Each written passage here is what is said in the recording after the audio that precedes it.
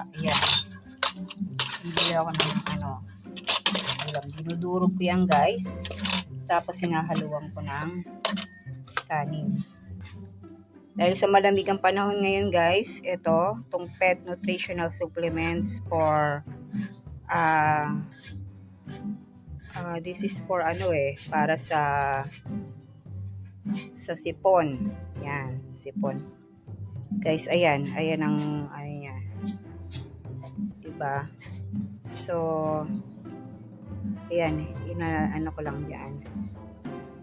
Kasi tatlo sila, guys, bibili na naman ako.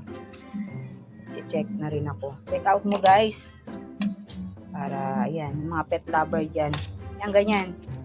Maubos na nila ito maghapon. Pag tatlo na sila rito. Yan, guys. Check out mo na sa Yellow Basket. Thank you for watching. God bless.